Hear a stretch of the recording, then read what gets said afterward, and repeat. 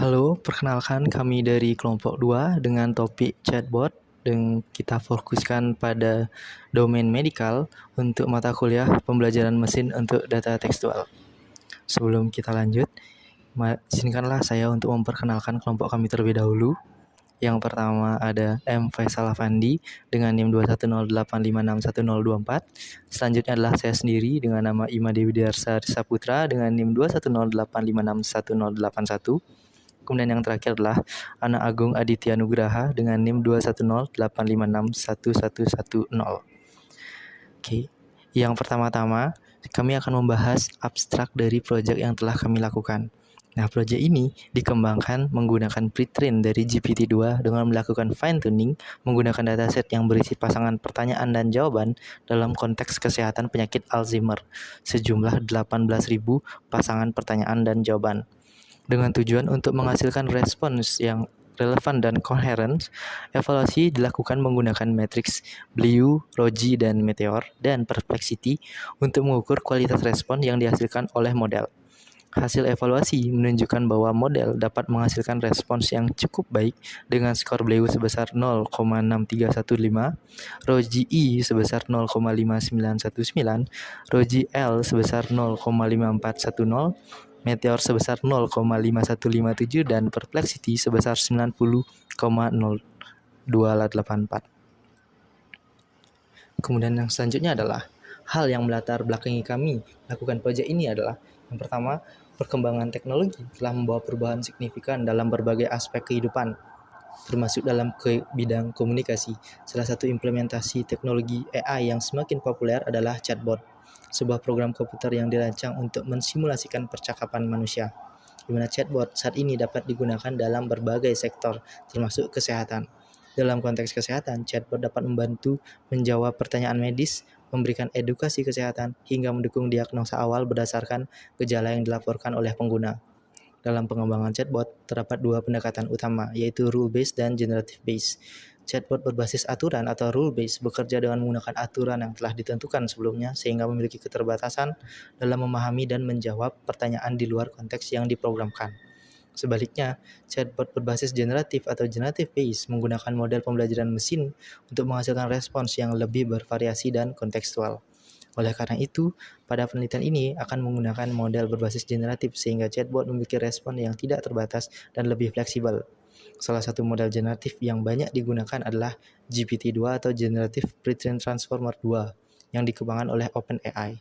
GPT-2 memiliki kemampuan untuk menghasilkan teks yang koheren dan relevan dengan konteks percakapan. Dengan menggunakan pendekatan transfer learning, GPT-2 dapat dilatih ulang atau fine-tuning menggunakan data khusus untuk meningkatkan performa chatbot dalam domain tertentu untuk memahami dan menjawab berbagai pertanyaan medis seperti penjelasan gejala informasi terkait kehamilan hingga saran tindakan awal yang dapat dilakukan oleh pasien dalam bahasa Indonesia. Dengan membangun chatbot generatif berbasis GPT-2, diharapkan penelitian ini dapat memberikan kontribusi pada pengembangan teknologi berbasis bahasa Indonesia dengan memanfaatkan data terkait medis. Diharapkan chatbot ini dapat memberikan respons yang relevan dan bermanfaat bagi pengguna. Nah, kemudian batasan masalah. Yang pertama adalah dataset yang digunakan untuk fine-tuning hanya mencakup topik medis tertentu terkait penyakit Alzheimer. Nah, yang kedua adalah penelitian ini berfokus pada penggunaan bahasa Indonesia dalam interaksi chatbot. Kemudian yang selanjutnya adalah tinjauan empiris. Yang pertama adalah penelitian dari Sania Priscilla dan Aba Suganda Girsang pada tahun 2024 dengan judul Indonesian Generative Chatbot Model for Student Service Using GPT, di mana masalah yang diangkat di sini adalah penelitian ini mengangkat masalah keterbatasan akses mahasiswa terhadap layanan informasi akademik di universitas dengan penerapan chatbot generatif berbasis GPT-2 untuk memberikan respon otomatis dan relevan. 1288 pasangan pertanyaan dan jawaban dalam bahasa Indonesia dengan metode Easy Data Augmentation atau EDA, BERT dan juga GPT-2 yang menghasilkan sebuah model GPT-2 small menghasilkan skor Bliu tertinggi sebesar 0,753, menunjukkan performa akurasi yang baik dalam menghasilkan teks yang relevan dengan Perplexity 974,13, sedangkan GPT-2 medium dan large masing-masing memiliki Perplexity 1387,51 dan 142023. Kemudian penelitian selanjutnya dilakukan oleh Nura Esfandiari, Koroskiani, dan Razis Rasgo pada tahun 2023 dengan judul A Conditional Generative Chatbot Using Transformer Model. Di mana masalah yang diangkat ini adalah terkait keterbatasan akurasi pada model chat generatif yang berbasis pada model sequential. Penelitian ini mengusulkan arsitektur baru menggunakan Conditional Wasserstein Generative Adversarial Networks atau CWGAN dan model transformer itu menghasilkan jawaban dalam chatbot dengan memanfaatkan transformer di kedua model, generator dan diskriminator. Metode yang digunakan adalah CWGAN dan transformer. Hasil yang diperoleh adalah model yang diusulkan mampu menghasilkan jawaban yang lebih akurat dan relevan secara semantik dibandingkan model sebelumnya. Penggunaan kombinasi CWGAN dan transformer memberikan keuntungan dalam pembelajaran, distribusi data, dan meningkatkan semua matriks evaluasi dengan hasil terbaik pada dataset ChitChat. Kemudian penelitian selanjutnya dilakukan oleh Yogi Wisesa Chandra dan Suyanto Suyantno pada tahun 2019 dengan judul Indonesian Chatbot of University Admission Using Question Answering System Based on Sequence-to-Sequence Model. Masalah yang diangkat adalah pembuatan chatbot untuk customer service penerimaan mahasiswa baru Universitas Telkom dengan memanfaatkan sequence-to-sequence model. Metode yang digunakan adalah sequence-to-sequence dan juga LSTM. Hasil yang dihasilkan adalah penelitian ini berhasil mengembangkan sistem question answering berbahasa Indonesia menggunakan pendekatan seek-to-seek berdasarkan evaluasi pada dataset kecil dari proses penerimaan mahasiswa Telkom University. Modal seek-to-seek standar tanpa attention mechanism menghasilkan Blue score sebesar 43,61. Penerapan attention mechanism dan reverse sentence memberikan sedikit peningkatan dengan Blue score mencapai 44,68. Peningkatan ini dicapai dengan menggunakan bidirectional LSTM dan hasil ini menunjukkan bahwa penerapan teknik-teknik tersebut dapat meningkatkan kualitas respon dalam sistem tanya jawab berbasis seek-to-seek. Kemudian selanjutnya adalah desain dari sistem, di mana desain dari sistem ini dokumen atau dataset yang telah dikumpulkan adalah pasangan pertanyaan dan jawaban terkait dialog tentang penyakit Alzheimer sehingga sesuai dengan domain medis. Hal ini membantu dalam menghasilkan model yang fokus pada domain spesifik. Kemudian data diterjemahkan dari bahasa Inggris ke bahasa Indonesia menggunakan Google Translate API. Proses ini bertujuan agar model memahami konteks dalam bahasa Indonesia. Teks pertanyaan dan jawaban diproses lebih lanjut melalui langkah pre-processing seperti membersihkan teks dan tanda baca atau karakter yang tidak diperlukan. Kemudian data dibagi menjadi data pelatihan, validasi, dan testing untuk mendukung proses pelatihan model serta evaluasi. Kemudian simpan ke format file CSV sehingga memungkinkan untuk melakukan pengujian evaluasi dengan data yang sesuai sewaktu-waktu mengingat proses training memerlukan waktu yang sangat lama. Kemudian pasangan pertanyaan dan jawaban digabung dengan pemisahan token unik menjadi BOS, pertanyaan, bot, jawaban, EOS. Kemudian lakukan tokenizer dengan GPT-2 tokenizer untuk mengubah teks input menjadi unit-unit yang lebih kecil seperti kata atau subkata, yang kemudian dikonversi menjadi indeks numerik yang mempresentasikan setiap token kata sesuai dengan vocabulary model. Dalam proses ini, padding dan truncation juga dilakukan untuk menyesuaikan panjang input dalam satu batch. Dengan menambahkan token khusus pad atau angka 0 untuk memastikan bahwa model hanya memproses token yang relevan dan mengabaikan token padding. Digunakan attention mask, yaitu sebuah tensor biner yang menandai token valid dengan nilai 1 dan token padding dengan nilai 0. Model Pre-trained GPT-2 yang digunakan didapat dari Hugging Face Cahaya GPT-2 Small Indonesian 522M, di mana khusus untuk teks berbahasa Indonesia. Model ini telah dilatih sebelumnya dari arsitektur GPT-2 yang dikembangkan oleh OpenAI dengan pelatihan tambahan pada data Wikipedia yang berfokus pada bahasa Indonesia. Model ini bekerja dengan memprediksi token berikutnya dalam urutan berdasarkan konteks sebelumnya, sehingga mampu menghasilkan teks yang koheren dan relevan.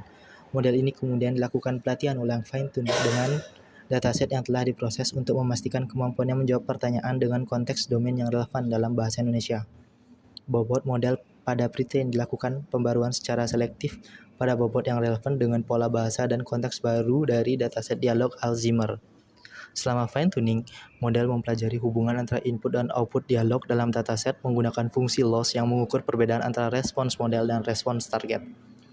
Dengan menggunakan nilai learning rate yang rendah, pembaruan bobot dilakukan secara bertahap untuk menghindari overfitting dan memastikan pengetahuan umum dari pre-training tidak hilang sepenuhnya.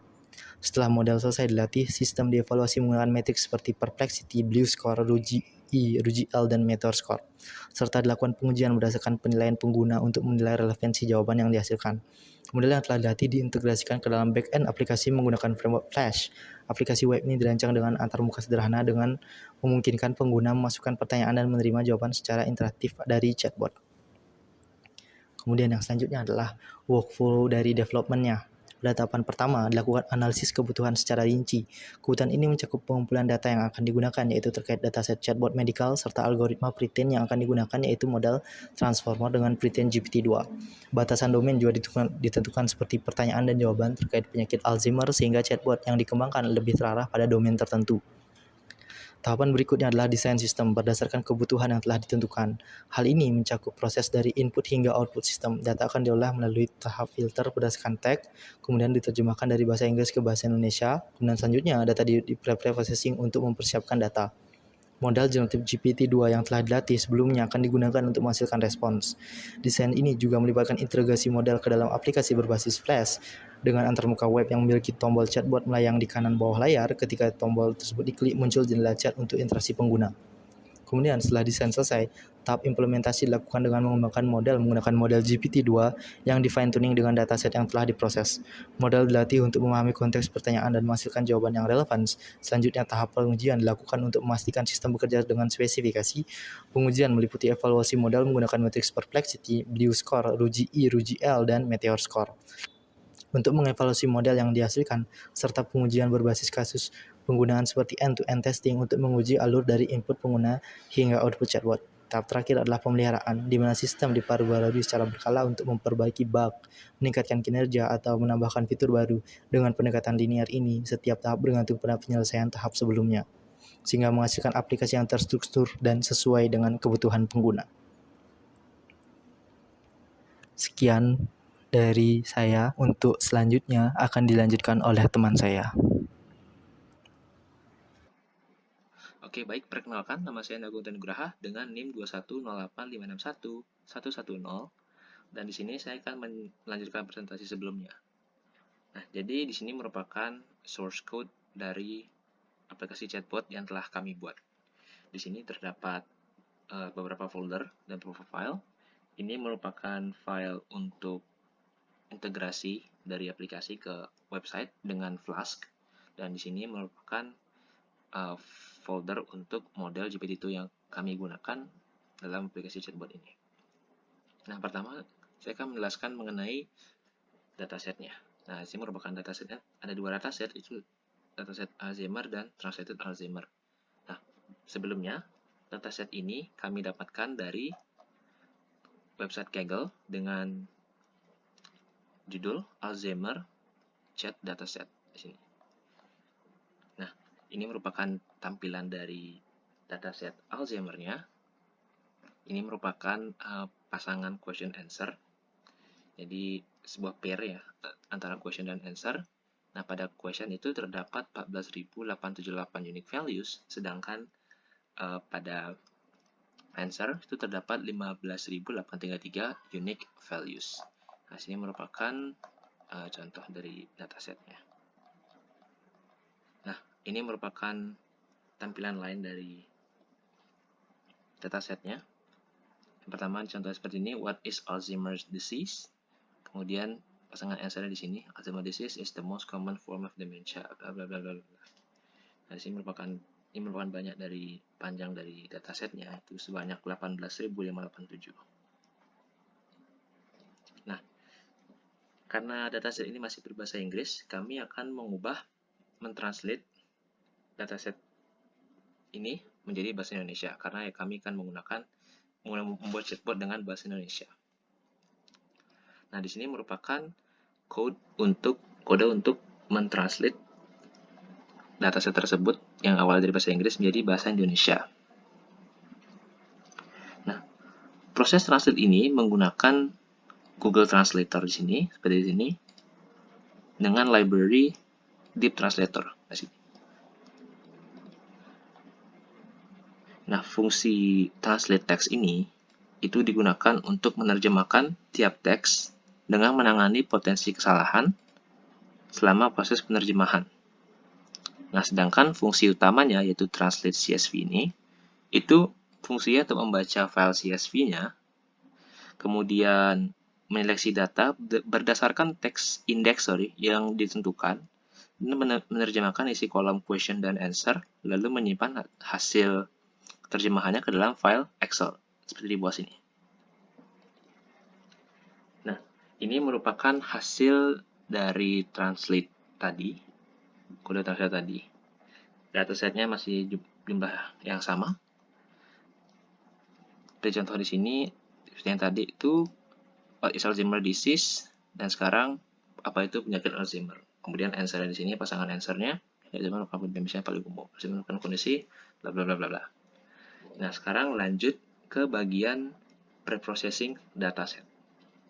Nah, setelah ditranslate tadi, kemudian proses selanjutnya itu adalah kita mempreprocessing data sebelum digunakan pada model GPT-2 yang akan kami gunakan untuk membuat chatbot.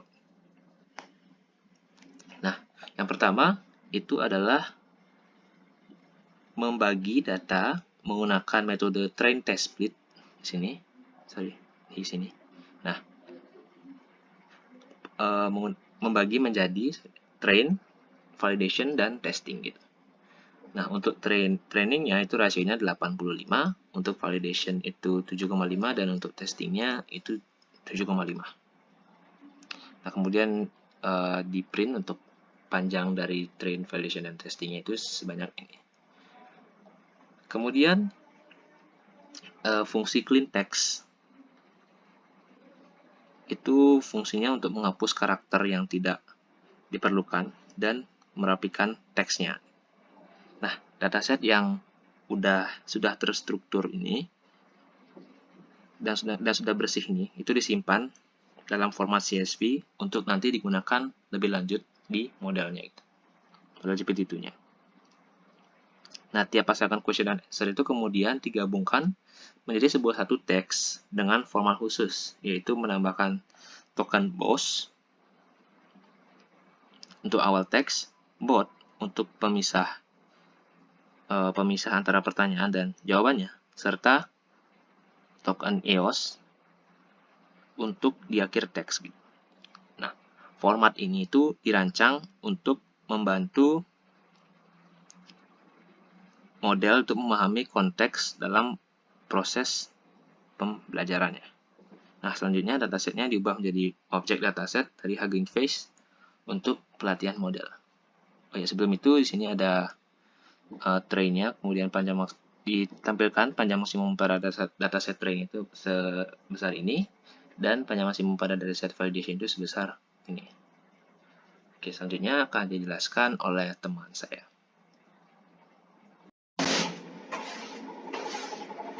Baik, perkenalkan saya Muhammad Faisal Afandi. Di sini saya akan menjelaskan terkait dengan lanjutan dari kode setelah kita melakukan preprocessing dari data yang kita miliki.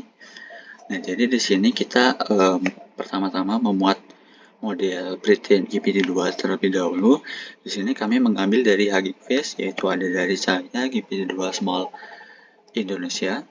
Nah, jadi GPT-2 di sini dia sebenarnya adalah dikembangkan oleh OpenAI, namun dilakukan pelatihan tambahan dengan menggunakan dataset Wikipedia Bahasa Indonesia yang mencakup berbagai domain seperti berita, artikel, dan juga teks umum lainnya. Nah, jadi setelah dilakukan pelatihan tambahan di sini, GPT-2 ini dapat melakukan generation text pada bahasa Indonesia. Nah, mungkin di sini kita dapat lihat sekilas saja untuk arsitektur dari GPT-2-nya. Jadi dari arsitektur GPT-2-nya itu terdiri dari embedding dan juga positional embedding. Di sini embedding dan juga di sini ada positional embedding. Di sini untuk memungkinkan model untuk memahami urutan kata dalam kalimat untuk setiap input tokennya. Nah, kemudian di sini juga ada dropout, kemudian ada block transformer. Di sini menggunakan 12 layar karena kita menggunakan GPT-2 small, yang mana GPT-2 itu ada banyak variannya, ada yang small, ada yang medium, ada yang large, Nah, untuk yang small di sini hanya menggunakan 12 layer. Nah, jadi di dalam blok transformernya di sini terdapat layer norm dan juga self attention. Kemudian di sini juga ada MLP dan juga beberapa arsitektur lainnya seperti ada non dan juga feed forward dan yang lainnya. Mungkin untuk mempersingkat waktu di sini kita langsung lanjut saja. Nah, di sini kita membuat modelnya dan juga tokenizer dari Hugging Face Bridge GPT-2 di sini. Nah, kemudian di sini kita menambahkan special token untuk pet. Pet di sini untuk token yang tidak valid. Jadi untuk token yang kosong itu nantinya akan diisi dengan pet. Kemudian ada boss di sini beginning of sequence, ada end of sequence di sini untuk akhir dari kalimat. Dan juga di sini ada kita tambahkan token bot. Nah, token bot di sini kita gunakan untuk memisahkan antara pertanyaan dan juga jawaban. Seperti yang sudah kita lakukan dari dataset yang kita miliki. Di sini ada boss, kemudian pertanyaan, ada bot, jawaban, dan juga IOS.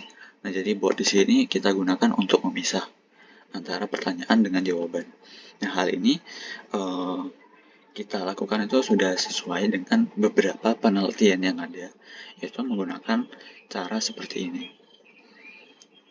Nah, kemudian di sini kita resize token dari model karena kita menambahkan beberapa token tambahan, yaitu ada special token dan juga token bot. Nah, kemudian di sini kita melakukan tokenizer, kita mengubah text input yang sudah kita gabung di sini antara pertanyaan dengan jawaban, kita ubah menjadi menjadi unit-unit yang lebih kecil seperti kata atau subkata yang dikonversi menjadi indeks numerik yang merepresentasikan setiap token kata sesuai dengan vocabulary dari tokenizernya. Nah, jadi di sini untuk setiap kalimat semisal di sini untuk kata bagaimana itu nantinya akan diubah menjadi representasi numerik sesuai dengan vocabulary-nya, kemudian perkembangan yang akan diubah, penyakit dan seterusnya. Nah, kemudian di sini juga kita lakukan padding dan juga truncation. Nah, jadi di sini untuk kata yang karena sebelumnya di sini kita telah mengecek panjang maksimal dari dataset itu ada sekitar 400. Nah, jadi di sini kita set makleknya 400. Nah, untuk kalimat yang di bawah dari 400 itu nantinya kita akan isi dengan bot di sini. Mohon maaf, kita isi dengan token pet. Nah, untuk yang lebih dari 400 itu nantinya akan kita potong. Nah, cuman karena di sini makleknya panjang maksimalnya itu 400, kemungkinan tidak ada yang di-truncate, mungkin hanya sekitar satu token atau beberapa yang di-truncate. Nah, kemudian di sini juga dalam melakukan training itu kita membutuhkan input ID dan juga attention marks. Nah, jadi input ID ini adalah yang kita dapatkan dari melakukan tokenize, kita merubah input menjadi representasi numerik, yaitu kita akan simpan ke dalam input ID. Nah, kemudian attention marks di sini kita gunakan untuk token yang valid. Nah, jadi untuk kata yang bukan token pet di sini kita akan isi dengan 1, sementara yang diisi dengan pet token itu nantinya kita akan isi dengan 0. Kemudian di sini untuk tokenize-nya kita akan simpan, kita lakukan pada data training dan juga validation. Nah, kemudian di sini ada data collator di sini untuk menggabungkan base data dan menyiapkan pelatihan dengan menggunakan data collator for language modeling. Nah, kemudian di sini ada proses fine tuningnya. Nah, sebenarnya dalam melakukan fine tuning itu ada beberapa cara, yaitu ada dari kita menggunakan API Hugging Face dan juga menggunakan secara manual dari PyTorch. Nah, di sini sebenarnya yang kita lakukan itu adalah menggunakan API Hugging Face karena di sini prosesnya lebih cepat. Cuman agar kita lebih mengetahui, lebih memahami bagaimana proses trainingnya, transfer learningnya, kita akan coba hanya penjelasan singkat untuk proses trainingnya. Nah, jadi kalau yang dilakukan dengan menggunakan secara manual dengan menggunakan PyTorch, tentunya untuk keseluruhan prosesnya itu kebanyakan kita lakukan secara manual. Nah, jadi di sini dalam melakukan batchingnya, di sini kita melakukan kode di sini berfungsi untuk melakukan batching, di sini untuk melakukan batch 16 dengan menggunakan data loader. Sementara kalau untuk yang API Hugging Face, kita tinggal mengeset parameter batch dari train dan juga eval menjadi 16. Nah, di sini tentunya lebih mudah kalau yang menggunakan API Hugging Face.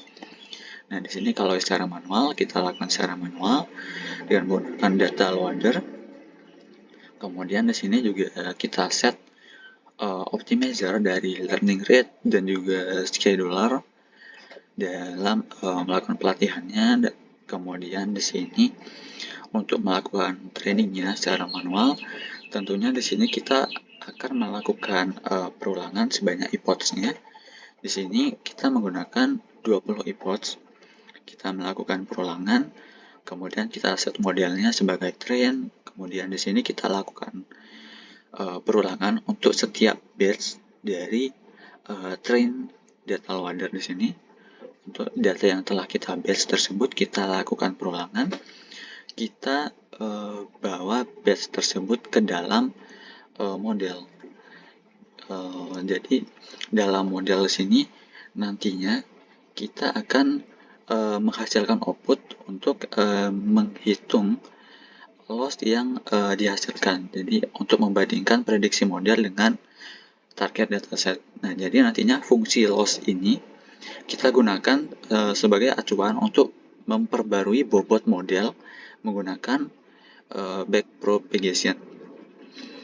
Di sini diikuti dengan parameter optimizer untuk setiap learning rate-nya tersebut. Dan setelah setiap iterasi batch di sini selesai, scheduler learning rate dan scheduler learning rate ini scheduler learning rate ini kita gunakan untuk mengatur kecepatan dari pembelajaran untuk memperbarui bobot model. Nah, kemudian di sini dari setiap epochs-nya itu kita akan lakukan evaluasi. Di sini kita set modelnya sebagai eval agar bobotnya tidak berubah. Di sini kita gunakan data validasi. Data validasi di sini kita gunakan untuk mengecek berapa loss yang kita miliki untuk setiap epochs-nya tersebut. Nanti di sini akan ditampilkan hasilnya. Nah, jadi dalam melakukan transfer learning, di sini tentunya model dari penelitian GPT-2 yang sebelumnya dilatih dengan dataset Wikipedia, itu kita ubah dengan menggunakan dataset chatbot penyakit Alzheimer. Di sini kita sesuaikan bobotnya. Nah, sementara kalau dengan menggunakan API Hugging Face, di sini kita tinggal mengatur output directory di sini untuk kita menyimpan modelnya di mana, kemudian kita atur batch train dan juga evaluasi. Kemudian ada epochs-nya, kita gunakan 10 epochs, dan juga ada beberapa parameter lainnya. Di sini juga kita atur learning rate dan juga awake decoy-nya. Nah, kemudian dalam melakukan training, di sini kita tinggal menggunakan trainer API dari Hugging Face. Kita tinggal mengirimkan model di sini dari model penelitian GPT-2, kemudian kita kirimkan argumen trainingnya, kemudian ada data collator dan juga tokenize dari data train dan juga validasi. Nah, di sini dilakukan training, kemudian modelnya disimpan ke dalam folder model chatbot GPT-2. Nah, di sini dapat dilihat, di sini disimpan modelnya dan juga ada tokenizer-nya. Di sini kalau menggunakan API Hugging Face, di sini proses trainingnya itu lebih cepat kalau dibandingkan dengan yang manual. Nah, kemudian di sini ada fungsi generate respon. Di sini untuk menghasilkan respon berdasarkan input pengguna. Nah, jadi nantinya fungsi ini akan mendapatkan, menerima user input di sini berupa pertanyaan. Kemudian pertanyaan tersebut akan kita gabungkan dengan token BOS dan juga bot, yang mana di sini sesuai dengan dataset yang kita gunakan. Data yang kita gunakan di sini. Nah, kemudian di sini dari input pertanyaan tersebut kita lakukan tokenize, kita input menjadi representasi numerik sesuai dengan tokenizer GPT-2 sebelumnya yang telah kita simpan. Nah, di sini dari input ID sini kita kirimkan ke dalam model. Di sini model nantinya akan menggenerate kata selanjutnya dari setelah sesuai dengan konteks yang diberikan, konteks pertanyaan yang diberikan. Nah, jadi di sini nantinya model akan menggenerate token selanjutnya dengan memperhatikan top K sama dengan 10. Berarti di sini model akan memilih 10 token yang memiliki probabilitas paling tinggi. Kemudian di sini ada top P, jadi akan dipilih token yang memiliki probabilitas sekitar 95%. Kemudian ada makleknya, yaitu di sini 512. Model akan menghasilkan token dengan maksimal 512 token. Kemudian di sini ada number return sequence, di sini untuk satu kalimat, maksudnya menghasilkan satu kalimat. Kemudian ada do sample, di sini dapat membuat model lebih variatif. Jadi kalau kita tidak set do sample-nya itu true, maka nantinya model akan memilih token yang probabilitasnya itu paling tinggi. Jadi untuk token urutan kedua, ketiga, hingga ke 10 itu nantinya tidak dipilih. Nah, maka dari itu kita menggunakan do sample true untuk membuat token yang dipilih itu bisa lebih bervariatif. Kemudian di sini ada EOS token ID. Di sini model akan berhenti menggenerate token kalau sudah dihasilkan. Kalau mendapatkan EOS tokennya itu yang di sini. Kemudian di sini dari output yang dihasilkan di sini masih berupa representasi numerik, yaitu output IDs. Maka dari itu di sini kita lakukan decode menggunakan tokenizer sebelumnya di sini agar menjadi kalimat yang dimengerti oleh manusia. Di sini juga kita skip special token, jadi kita skip untuk token pet, BOS dan juga EOS.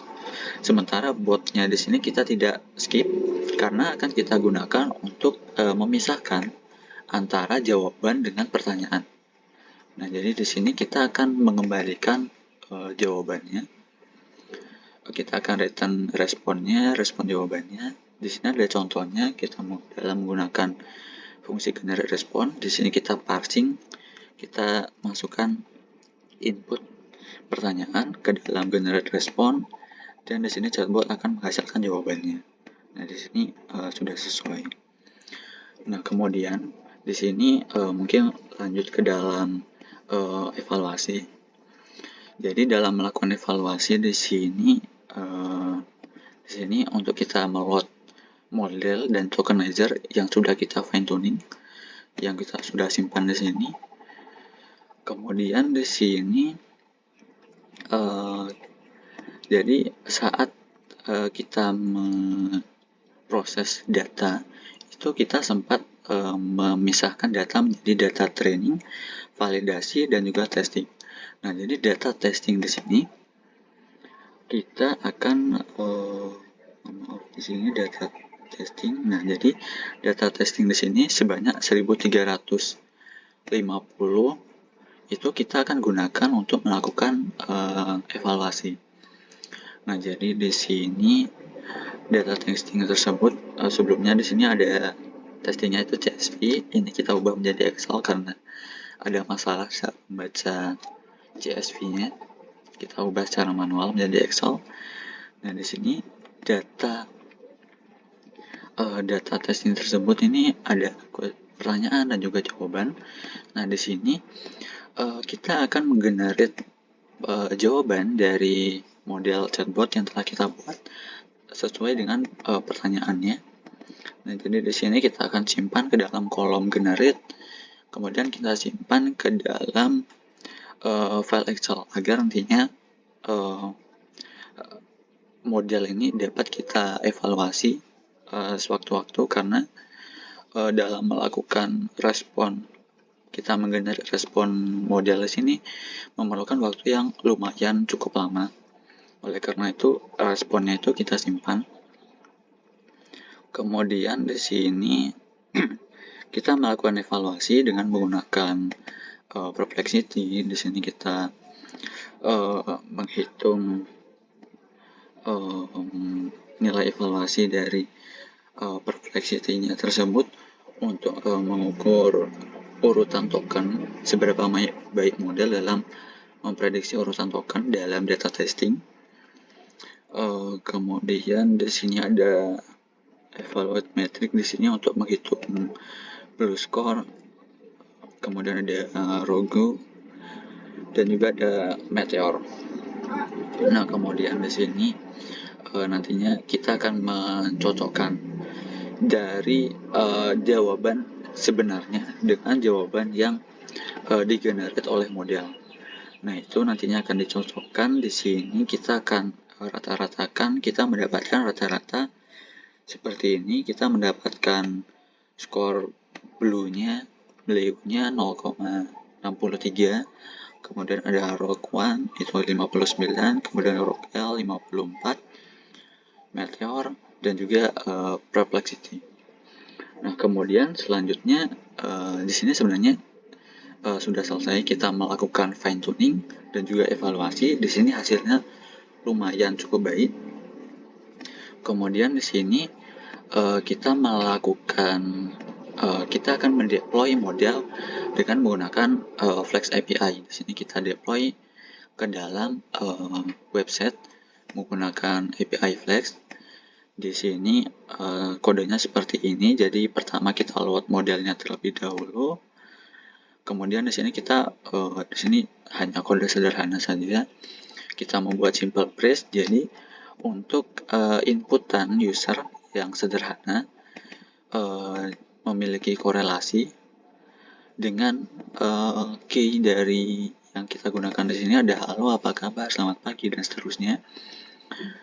Kita akan menampilkan output value yang ada di sini. Jadi kalau inputan pertanyaan user tersebut memiliki korelasi dengan key di sini, maka tidak perlu melakukan generate respon dari model. Dan di sini untuk mengecek kesamaan inputan user dengan key dari phrase, di sini kita gunakan 60% kesamaannya. Kemudian di sini ada generate respon. Untuk menggenerate respon dari user di sini sebenarnya sama seperti yang kita gunakan saat training. Kemudian di sini juga di sini kita menggunakan API Flex. Untuk websitenya itu kita simpan ke dalam template index HTML. Di sini kita simpan untuk halaman dari websitenya. Kemudian untuk static di sini kita gunakan untuk menyimpan file CSS, image, dan juga yang lainnya. Nah, kemudian di sini root-nya itu ada 2. Jadi untuk root slash di sini kita hanya menampilkan halaman dashboard. Untuk yang slash generate respon dengan method post, kita akan mengirimkan inputan user dalam method post di sini. Kita akan kirimkan ke dalam kita akan ambil dengan menggunakan get JSON. Kita akan ambil message yang dikirimkan, kemudian kita akan bawa ke fungsi generate respon untuk menghasilkan respon dari model. Nah, kemudian di sini responnya akan dikembalikan ke dalam root slash di sini, akan dikembalikan dalam bentuk JSON, yaitu respon JSON, yang mana di sini nantinya akan mohon maaf di sini, di sini. Jadi di sini kita akan menampilkan respon dari model ke dalam file HTML di sini. Nah, jadi di sini pertama kita untuk mengirimkannya dengan metode post, nantinya dengan body-nya itu ada message-nya dari user input yang input pertanyaan oleh user. Kemudian nantinya kita akan menampilkan respon dari model ke dalam file halaman website dengan menggunakan JavaScript. Oke, mungkin langsung saja kita cek dengan demonstrasinya.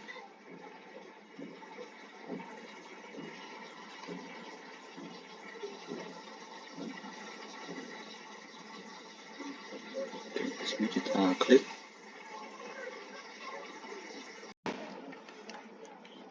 Oke, jadi seperti ini tampilan dari website yang kita deploy. Nah, jadi di sini untuk model dari GPT-2 itu kita gunakan dalam fitur tanya jawab dari user seperti ini. Nah, jadi di sini kalau user bertanya untuk pertanyaan yang sederhana seperti halo, apa kabar? Misal apa kabar?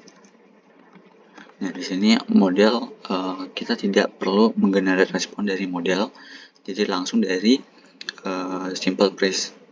Nah, kemudian kalau user menginputkan pertanyaan yang tidak sesuai dengan simple phrase yang ada, maka nantinya akan digunakan model untuk menghasilkan jawabannya. Jadi seperti ini. Kita tanya apa itu Alzheimer, kemudian dijawab di sini sudah sesuai.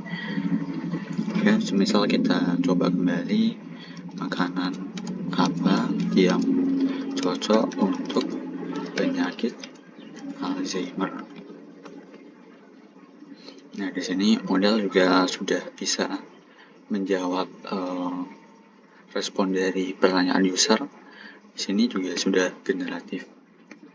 Oke, mungkin sekian untuk presentasi dari kelompok kami. Jika ada kesalahan kata, mohon dimaafkan. Sekian, terima kasih.